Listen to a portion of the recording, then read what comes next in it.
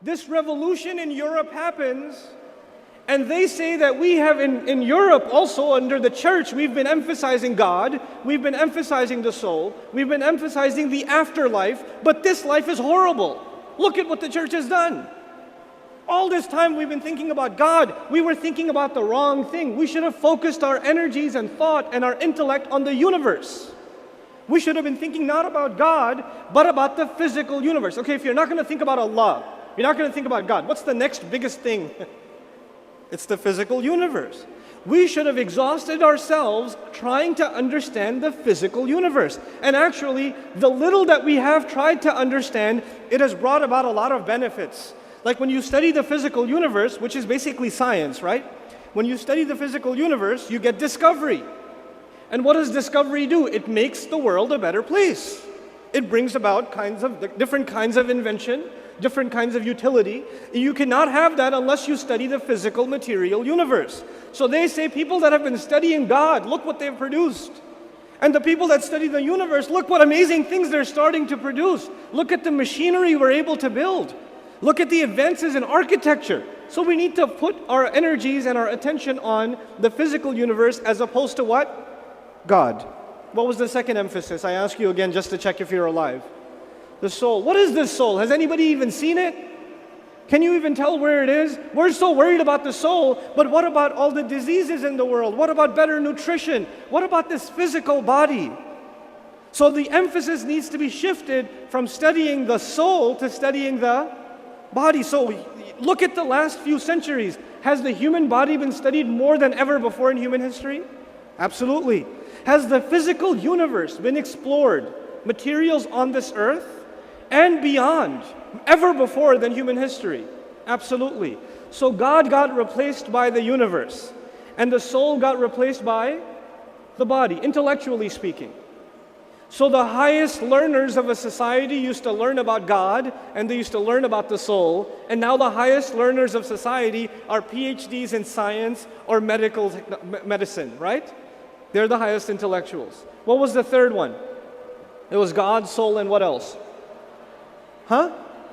Afterlife. Life will be good in heaven. Life will be good. You suffer here, and it'll be good in heaven. What do the Europeans say? We're tired of this. We don't want the life in, I don't even know if there is one. We need to emphasize the life of this world. Let's see how we can make this life better. Let's explore political science. Let's explore sociology. Let's explore anthropology. Let's explore public relations. Let's explore all of these humanitarian or human sciences that can make society a better place so we can govern ourselves and live better. And by the way, the more they studied these things, the more they studied, urban development, the more they studied political science, the more they studied sociology, the more they even studied psychology. Did it have a positive impact, visible positive impact in Europe? It did. Roads started getting built, buildings started coming up, trade started expanding, inventions started coming up. As a matter of fact, before the United States, what was the leading where were the leading nations of the world that everybody was envying? It was Europe. And they didn't obviously keep themselves to that patch. They wanted to bring, as a result of this, they wanted to expand these ideas all over the world and expand for greedy reasons all over the planet. So actually most of us, the Muslims today, most of us our ancestors have tasted European colonization. Most of us.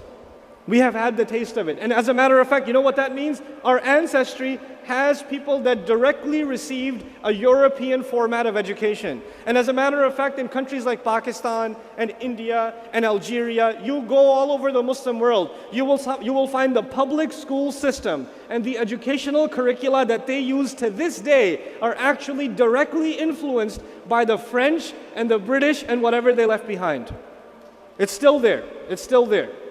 It hasn't gone anywhere.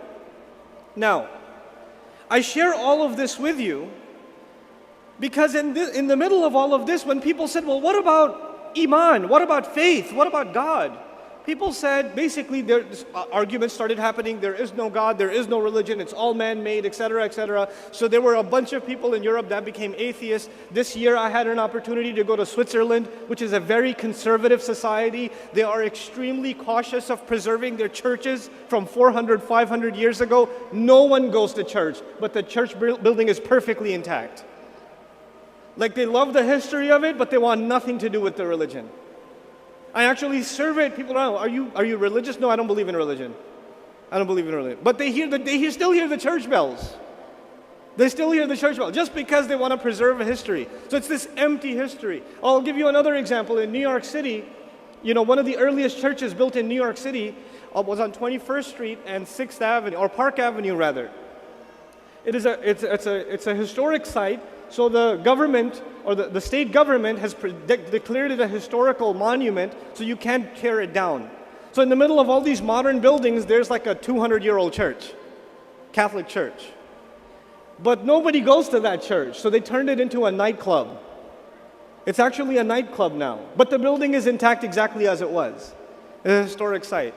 I used to walk by that church every day to college, and I'm walking by and it says, ladies free drinks on Thursday night. And I'm like, what kind of church is this?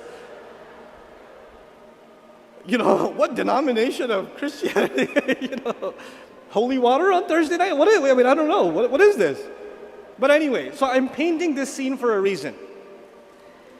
We today, in 2014, all over the world, whether we like it or not, we of course are believers in Allah, believers in the Akhirah, believers in the Ruh, believers in the Qalb. We want to protect the integrity of our heart. We want to cleanse our heart from diseases. All this conversation is really about what you can philosophically call the soul, even though it's not the best term within Islam. But you know what? This new European thought that took all over the world, it didn't say you don't have to believe in God. It didn't say that.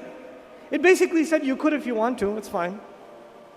You could believe in an afterlife, that's your right. If you want to believe it, it's fine. Keep it to yourself, that's fine. You don't have to let go of your belief in heaven. I think it's stupid, but you can believe in it if you want, it's fine. That's cool. But what they said is something far more dangerous. They didn't say we disagree with you. They said it doesn't matter. They said it doesn't matter.